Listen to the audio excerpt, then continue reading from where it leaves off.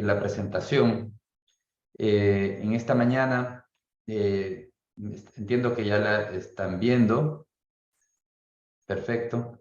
En esta mañana vamos a hacer una revisión sobre el escenario internacional y sobre todo lo que más nos interesa es qué impacto tiene en el Ecuador, cuáles son los canales de impacto para el país. Entonces, vamos a tratar 4 temas. El primer tema es un tema de antecedentes, entender por qué el mundo está viviendo esas quiebras bancarias, qué nos llevó a esta situación. Entonces ahí vamos a explicar cómo funciona el ciclo de expansión crediticia y después vamos a analizar los 3 principales canales de impacto.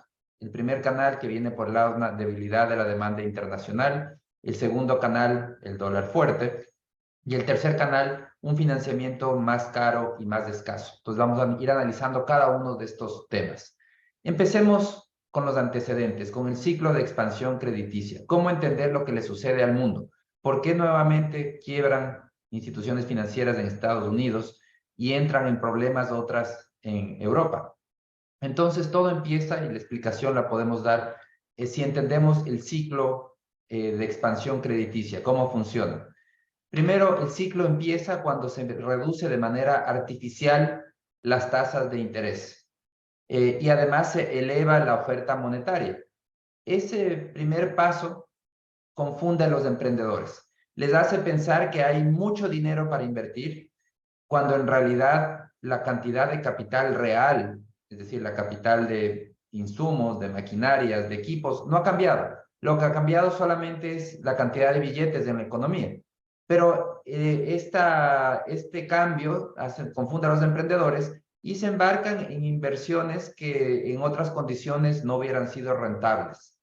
Es entonces cuando empieza el boom, una fase de fuerte inversión, de crecimiento acelerado. Hay que entender que reducir tasas de interés de manera ficticia es como reducir una vara, la vara de selección de los proyectos. Cuando se reduce la vara, y Estados Unidos, por ejemplo, colocó las tasas referenciales a niveles cercanos a cero por muchísimos años. ¿Qué es lo que estaba haciendo? Lo que hacía era permitir que todos los proyectos pasen, porque si la vara de evaluación es casi cero, prácticamente cualquier proyecto, un proyecto con un 1% de rendimiento es rentable, con un 3% es rentable. En cambio, si la vara es un 7 u 8%, un proyecto que rinde 2 o 3% no son rentables y no se escogen. Pero con esta reducción ficticia de tasas de interés se reduce la vara y todos los proyectos pasan a ser rentables. Esa es la primera fase, la fase de la expansión de la inversión y de crecimiento acelerado. Después viene una segunda fase, cuando ya se comienzan a ver los síntomas de estas decisiones. Comienza esta aceleración en la inversión, eleva todos los costos para producir. Se elevan los bienes de capital, es decir, las maquinarias, se elevan los precios de los insumos, se elevan los salarios. A su vez, los salarios elevan un incremento en los precios de los bienes de consumo. Entonces entramos a la fase de inflación. No es inmediata, estos son fases que toman tiempo, hay que estar claros que la expansión crediticia empezó hace muchos años en Estados Unidos, luego de la crisis financiera de 2008, y tomó algunos años en que se refleje el proceso inflacionario.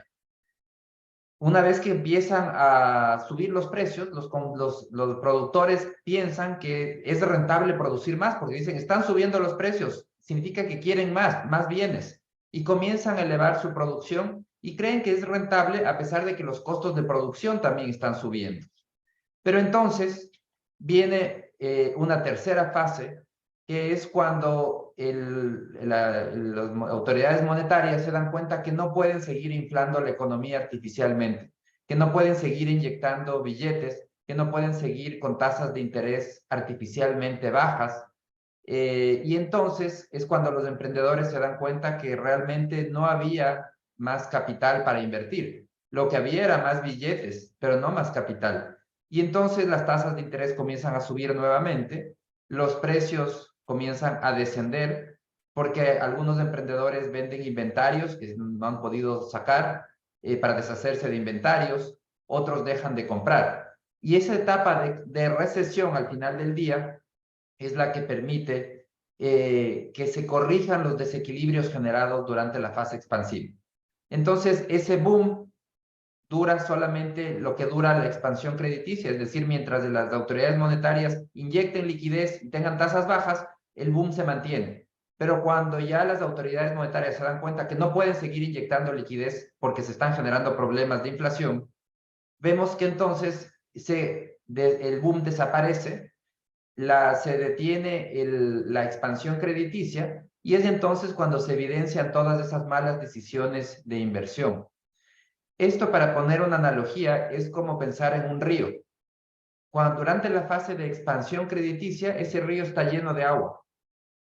Pero cuando se detiene esa expansión crediticia, es como que baja el nivel del agua y se comienzan a ver las piedras.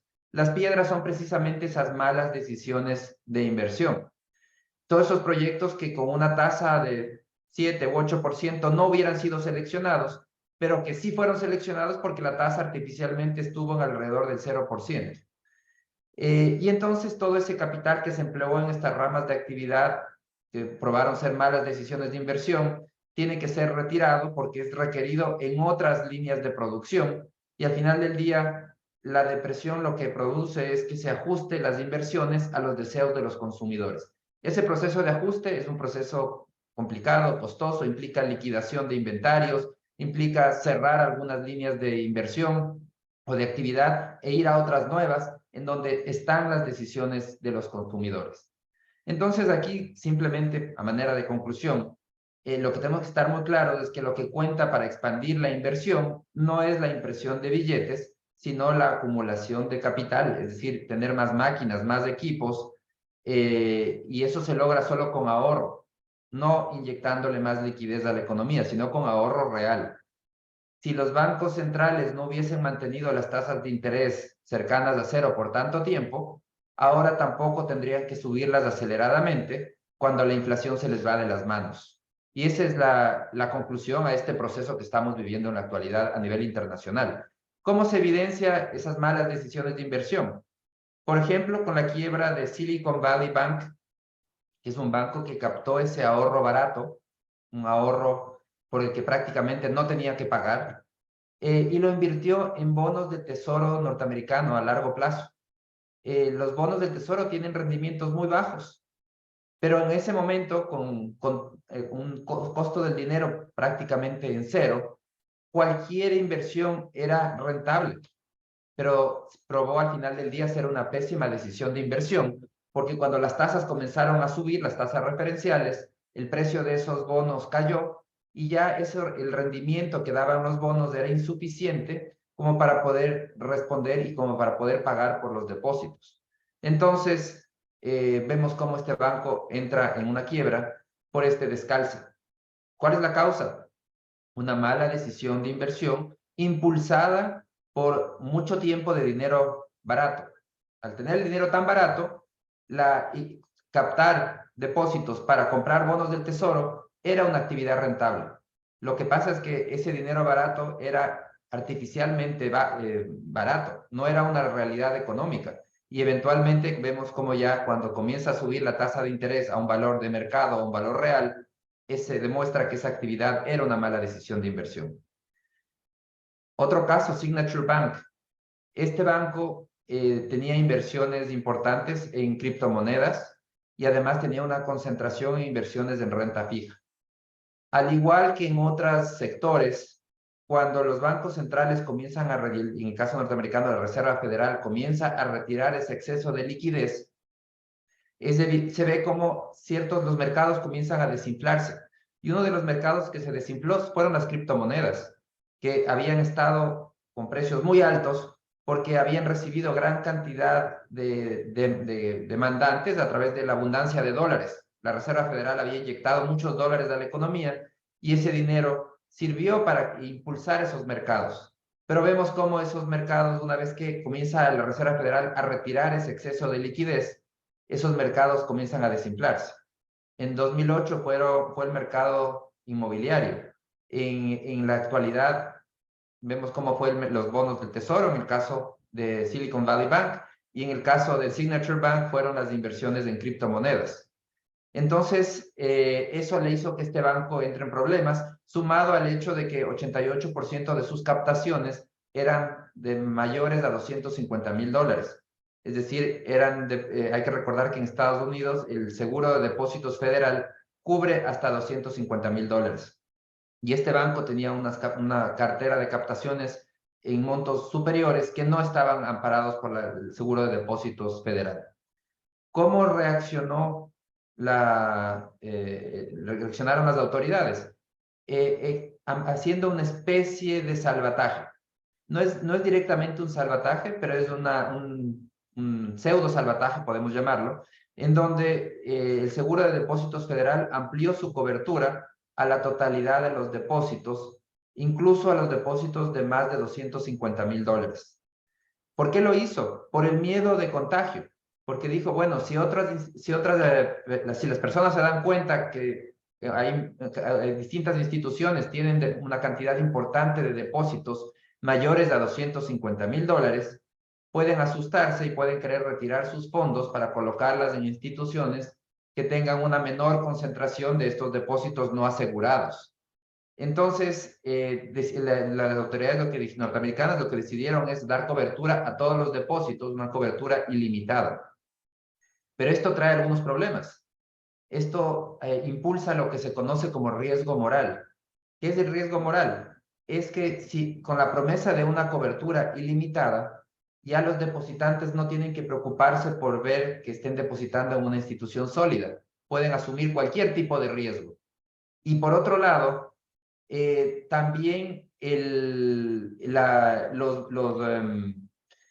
los bancos no tienen que preocuparse por hacer inversiones seguras porque también pueden en cualquier momento ser rescatados. Entonces, al final del día, eleva el riesgo y la irresponsabilidad potencialmente, y eso es lo que se conoce como un riesgo moral. Tenemos otras instituciones en Europa que también comienzan a presentar estragos. Una de ellas es Credit Suisse, un banco suizo que fue afectado por la crisis de 2008 y que desde entonces acarreaba problemas.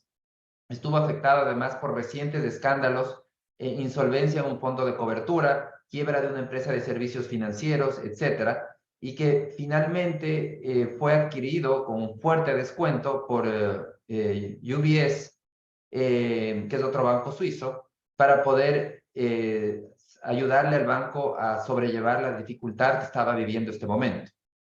Este entorno financiero complejo causó nerviosismo, afectó las cotizaciones de otros bancos europeos, el Deutsche Bank y el Commerzbank en Alemania, Société Générale de Francia y Raiffeisen en Austria. Al final del día, la duda que existe y el nerviosismo es porque el público está preocupado de cuál es la capacidad de estas instituciones de adaptarse al fin de la era del dinero fácil. Vemos cómo para algunos bancos, como el caso de las dos quiebras norteamericanas, no pudieron adaptarse al fin de la era del dinero fácil. Entonces, este es el entorno internacional, este es el entorno que estamos viviendo. Algunas reflexiones. ¿Van a existir nuevas quiebras bancarias? Puede ser, no lo podemos predecir. ¿En bancos asociados con qué sectores? Tampoco lo podemos predecir, pero es probable que sí existan y que exista. El problema aquí es que no se trata como algunos han querido explicar, han dicho, es que el problema es el invertir en criptomonedas. Ese no es el problema, no está por ahí el problema. El problema es mucho más genérico y ha explotado en los distintos sectores, en el banco que invirtió en bonos del Estado de largo plazo, del Estado norteamericano, y en el banco que invirtió en criptomonedas. Pero el asunto es que este ciclo de expansión crediticia que les explicaba, durante la bonanza se elevan los precios, se inflan muchos mercados. Eventualmente, cuando se retire ese exceso de liquidez, comienzan a desinflarse y se puede evidenciar esas malas decisiones de inversión en distintos mercados que no están interrelacionados entre sí. Lo único que tienen en común es que se inflaron por la expansión crediticia y que ahora se desinflan porque se está retirando ese exceso de liquidez. Entonces, eso hace concluir que al final del día pueden existir nuevas quiebras a nivel internacional, pueden existir quiebras asociadas con otros sectores económicos, no necesariamente solo los que hemos visto hasta ahora. Entonces es un escenario donde puede haber muchos cambios día tras día y muchas sorpresas todavía. Lo que sí podemos ver ya es algunos, y aquí entro aquí a explicar los tres canales de impacto para el Ecuador. Por un lado, el primer canal de impacto viene por el lado de la debilidad en la demanda internacional. Un sistema financiero internacional en estrés, que es lo que estamos viviendo ahora, va a cuidar mucho más su liquidez, va a limitar el otorgamiento de crédito. Esto va también a desacelerar el crecimiento económico.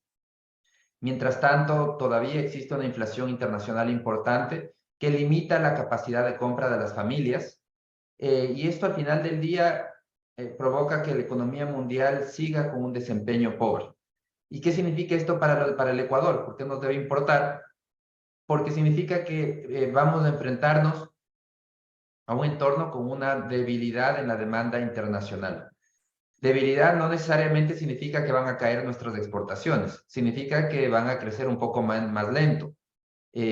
Además, en 2020 vimos cómo las exportaciones ecuatorianas, incluso en medio de la pandemia, de un mundo cerrado, las exportaciones no petroleras fueron muy resilientes. Entonces, yo creo que en este entorno vamos a ver también exportaciones no petroleras resilientes, pero sí vamos a evidenciar una debilidad en la demanda, es decir, un crecimiento más lento. A las previsiones del Fondo Monetario Internacional contemplan esta desaceleración mundial. Estas son previsiones de enero de 2020. Consideran que en este año el mundo se desaceleraría de 3,4% a 2,9% y América Latina de 3,9% a 1,8%. En su momento, Cristalina Georgieva nos decía, este va a ser un año más duro porque las tres economías, Estados Unidos, Unión Europea y China, se están desacelerando simultáneamente. Pero también la previsión inicial del Fondo Monetario era que el próximo año las cosas comiencen a mejorar, es decir, que este año tocaríamos fondo y empecemos a mejorar. Todas estas proyecciones se hicieron antes de estos problemas financieros y eso hace que al final del día puede ser que la recuperación tome más tiempo y que tengamos un periodo un poco más largo de debilidad en la economía internacional. Como les decía, el desafío para Ecuador es la debilidad en los principales mercados internacionales y eso se ve reflejado, por ejemplo, ya en los precios del petróleo. El precio del petróleo ha caído significativamente y tenemos un precio a marzo estimado, no es todavía el definitivo, en alrededor de $59 por barril, ya por debajo de lo presupuestado. El presupuestado para este año fue $65 por barril. Entonces ya hay una dificultad por ese lado y eso abre también una dificultad por el lado fiscal porque caen las rentas fiscales. Otro de los canales de impacto viene por el lado de la cotización del dólar. Tenemos que ante la expectativa, sobre todo hacia finales de año, había una expectativa de que Estados Unidos desacelere el incremento de tasas de interés, hizo que el dólar pierda valor temporalmente. Pero esa tendencia no ha continuado y vemos cómo, si vemos una visión un poco más largo plazo del dólar al día de hoy, sigue siendo más fuerte, 3,5% más fuerte de lo que había sido hace un año. Entonces, a pesar de que el dólar, la fortaleza del dólar fluctúa, estamos todavía frente a un dólar más fuerte de lo que era en el pasado. Y eso para el Ecuador también presenta un desafío porque encarece las exportaciones en el corto plazo, aunque abarata insumos, bienes de capital importados de fuera de la zona del dólar. Y el tercer impacto tiene que ver por el lado del financiamiento más caro y financiamiento más escaso. Vemos cómo, aquí esto es lo que les mencionaba, la Reserva Federal mantuvo tasas de interés cercanas a cero, esta es la tasa referencial de la Reserva Federal. Realmente este gráfico empieza en 2018, pero si hubiésemos tenido un gráfico más largo plazo, hubiésemos visto cómo la tasa cercana de cero empezó en 2008, 2009 y se mantuvo por largo tiempo. En 2018-19 subió ligeramente, pero vino la pandemia y la volvieron a reducir significativamente. Pero el año pasado, luego del repunte inflacionario, empezaron a subir nuevamente las tasas de interés referenciales y el último incremento se realizó en marzo a 5%, y a pesar de que ya ha sido un incremento fuerte durante el año pasado, todavía hay un camino por recorrer para que la inflación retorne al 2%. Entonces, todavía no está solucionado el problema de la inflación que fue creada por esta política del dinero fácil durante demasiado tiempo. Para el Ecuador, esta etapa de aceleración en el ritmo de la elevación de tasas implica dinero más caro y dinero más escaso. Y este impacto lo va a sentir por el lado fiscal y también por el lado del financiamiento privado. Por el lado fiscal ya estamos viendo cómo 2023 empieza con problemas a nivel de los ingresos. Los ingresos se están deteriorando. Entre enero y febrero de este año los ingresos presupuestarios bajaron 13%, 40% fue la caída en los ingresos petroleros por caída del precio del petróleo y 2% en los ingresos tributarios. El año pasado, en los primeros 2 meses del año, había existido un superávit fiscal. En este año tenemos un déficit. Cambió la situación fiscal en $800 millones en negativo. Entonces vemos cómo se está abriendo una brecha por el lado fiscal por la caída en los ingresos del fisco. Por otro lado, a esto se suma una elevación en el riesgo país. Todos conocemos el impacto que tuvo el violento levantamiento de la CONAIE de junio y que hizo que en pocas semanas el riesgo país se duplique a 1.800 puntos, y los recientes intentos de desestabilización y la pérdida del referéndum ha hecho que el riesgo país vuelva a crecer y que se ubique en niveles cercanos a los 2.000 puntos. ¿Qué significa eso? Significa que el mercado de capitales está cerrado. Entonces, por un lado tenemos un costo del financiamiento internacional para el fisco mucho más caro, y por otro lado se suma un riesgo país específico que bloquea el financiamiento para el fisco.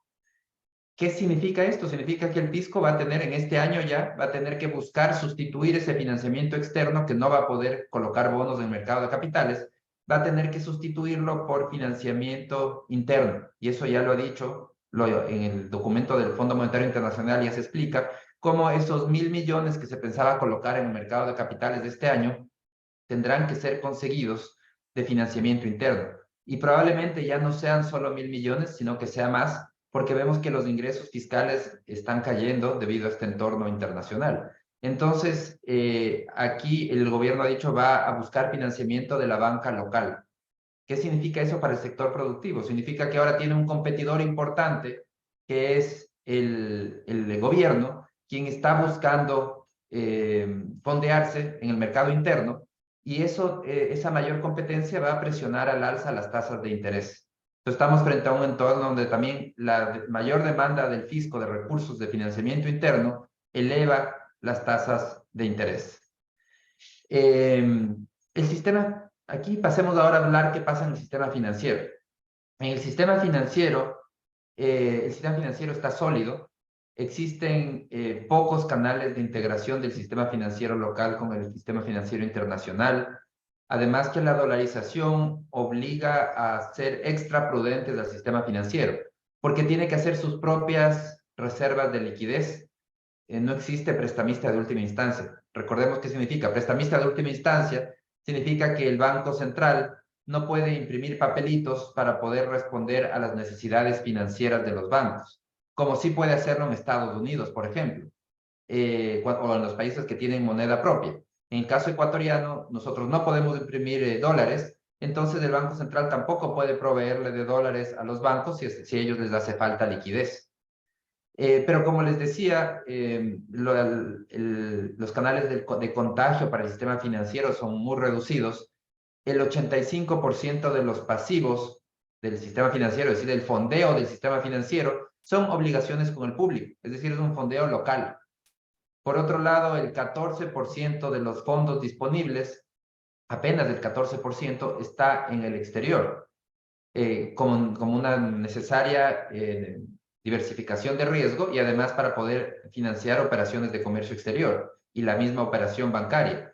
Entonces vemos cómo la exposición que tiene el sistema financiero al mercado internacional es muy reducida, y eso también limita el potencial de contagio que puede existir para el sistema financiero.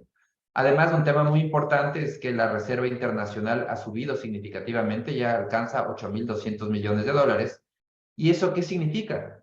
Significa que se ha devuelto que el gobierno ha devuelto los depósitos del público al Banco Central, porque ese dinero son depósitos del público. De los 8.000 millones de Reserva Internacional, 5.000 millones corresponden a los depósitos del público en cooperativas y en bancos, y 1.500 millones a depósitos en instituciones financieras públicas. Entonces vemos cómo ahora ya la Reserva Internacional cubre ese valor de los depósitos, es decir, el gobierno gradualmente ha ido devolviendo los depósitos del público que se había gastado en el pasado. Y eso eleva la seguridad sistémica, es decir, reduce riesgos sistémicos, en otras palabras. En caso de que el público requiera su efectivo o por cualquier motivo decida retirar sus fondos, el sistema financiero muy fácilmente puede decir al Banco Central, devuélvame el encaje, que es decir, devuélvame esos depósitos del público que le he confiado a usted, y el Banco Central va a poder devolverlo enseguida. Esto no es lo que sucedía en el pasado, y esto hay que recordar, no hace mucho tiempo, 2020, la Reserva Internacional fue de apenas 2.000 millones de dólares. ¿Qué hubiese pasado si el público quería retirar sus fondos? Pues el Banco Central le hubiera dicho a los bancos, decir, ¿sabe qué? Ya alguien se le adelantó, dígales a sus depositantes que ese dinero ya fue retirado y se gastó el gobierno. Entonces, eso hubiese generado una situación de pánico definitivamente muy nociva. Afortunadamente, esa situación ya no existe más, porque además se creó la Ley de Defensa de la Dolarización, que prohibió que el gobierno se vuelva a gastar el dinero de los depositantes. Ahora es un delito que el gobierno se gaste el dinero de los depositantes, y que además creó los mecanismos para que el gobierno devuelva el dinero que no le pertenece. Y eso es lo que estamos viendo ahora con una reserva internacional que ya alcanza 8.000 millones de dólares. En todo caso, estamos frente a un entorno donde el costo del fondeo local también está subiendo, igual que el internacional. Y sube, por un lado, evidentemente, porque el costo del fondeo internacional ha subido y hay una parte de esos fondos que vienen del exterior. Pero eso es solamente una parte de la historia, porque como les decía, el grueso de las captaciones en el Ecuador son captaciones locales. Entonces, también sube porque los excedentes de liquidez que existieron y que se acumularon durante la pandemia ya han sido utilizados en otorgar crédito. Entonces ya se ha llegado al límite del otorgamiento de crédito, existe una demanda de crédito, pero ya no existen tantos fondos para prestar. Entonces estamos frente a un entorno monetario financiero mucho más restrictivo, especialmente desde el segundo semestre del año pasado, y eso se ve reflejado como desde junio las tasas de interés en el Ecuador están al alza. La tasa de interés activa subió a 8,96% y la tasa de interés pasiva subió a 6,92%. Esto refleja esa escasez relativa de recursos para prestar y está limitando la expansión de crédito al sector privado. Y en este entorno es que el Fondo Monetario hace una advertencia y dice, cuidado, mucha atención, porque hay unas condiciones financieras más complejas, está subiendo el costo del dinero a nivel internacional y a nivel local, pero en Ecuador tienen techos a las tasas de interés. Es decir, las tasas de interés se fijan, es un precio político que fijan los políticos, no se fijan en función de las condiciones del mercado. Y eso tiene un grave problema, porque eso puede terminar funcionando como un techo al financiamiento, un límite al financiamiento. No es que por tener techos de tasas de interés todos tienen crédito barato. Así no funcionan los techos de tasas de interés. Los techos de tasa de interés lo que hacen es decir, todos quienes hubiesen adquirido un crédito, hubiesen podido acceder a un crédito a una tasa más alta, ahora no pueden acceder a un crédito. Así es como funcionan. Funcionan excluyen a todos aquellos actores económicos que en una tasa más alta sí hubiesen tenido un crédito, pero con una tasa mucho más baja ya no son rentables ni viables. Y entonces eso es lo que estamos viendo desde junio del año pasado, como sobre todo en los segmentos productivos, la tasa corporativa y la empresarial, que son las tasas con techos más bajos, como la tasa efectiva se ha elevado significativamente y se está pegando al techo. Entonces vemos cómo la tasa de crédito productivo se elevó significativamente. En enero la Junta Financiera hizo un ligero incremento en la tasa, pero vemos cómo la tasa efectiva sigue subiendo. ¿Cómo interpretar la tasa efectiva? La tasa efectiva es la tasa promedio. Significa que desde junio hay empresas que no han podido acceder a financiamiento, porque para tener una tasa promedio significa que hay algunas empresas que hubiesen tenido financiamiento más alto y otros financiamiento más bajo. Entonces, las empresas de mayor riesgo simplemente ya no están teniendo acceso a financiamiento en el entorno actual. Y ese es el resultado de tener de los techos de tasas de interés en un entorno en donde el costo del dinero está subiendo. Lo mismo sucede con la tasa de interés productiva empresarial. Son los segmentos corporativo y empresarial los de mayor problema para acceder a financiamiento en este entorno. Y el tema aquí es que la situación actual de incremento de las tasas de interés es una situación que está continuando y que se prevé que va a continuar. Puede ser que el ritmo cambie si es que los bancos internacionales, bancos centrales internacionales de Estados Unidos o de Europa tienen que decidir entre subir tasas más fuertemente para reducir inflación o subirlas más lentamente, aceptando más inflación para evitar nuevas quiebras bancarias. Pero al final del día estamos en un entorno en donde la tendencia va a ser de una u otra manera hacia costo del dinero más alto y en donde vamos a vivir mayor restricción al financiamiento, especialmente productivo, debido a los techos de tasas de interés, mientras que otros créditos con techos más altos, por ejemplo, consumo, que tiene un techo de 16,77, puede ser todavía viable o rentable. Entonces, resumiendo, este nuevo entorno que estamos viviendo es un entorno desafiante, en donde afortunadamente no hay canales de contagio directos para el sistema financiero, pero sí estamos frente a un entorno en donde vamos a sentir las dificultades que se está viviendo en el entorno mundial vía debilidad de la demanda, probablemente un dólar más fuerte. Eso depende de cómo reaccione la Reserva Federal, pero si es que sigue priorizando combatir la inflación, tendremos esa tendencia hacia el dólar fuerte y finalmente un financiamiento más caro y más escaso. Les agradezco muchísimo por su atención y pasamos a la parte de preguntas y respuestas. Muchísimas gracias.